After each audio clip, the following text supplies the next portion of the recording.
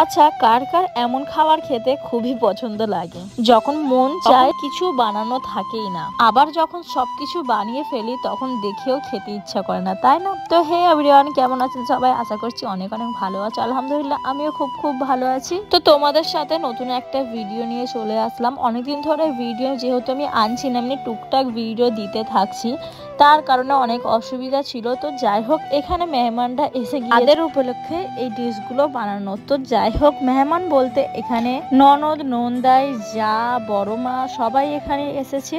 তো এখানে কি কি বানিয়েছি তোমাদেরকে বলে দিই। আলু পোস্ত, চিকেন কষা, কাটলেট, বিফ কষা, ডিম সিদ্ধ, বেগুন ভাজা, মাছের ঝাল, তার সাথে পরোটা, ক্ষীর, আর বানিয়েছিলাম চানা ডাল। তো এর রেসিপিগুলো আমি যেহেতু বানাতে পারিনি, মানে কি ভিডিও বানাতে পারিনি, তো এর রেসিপিগুলো ভিডিও আমি দিতে পারবো না।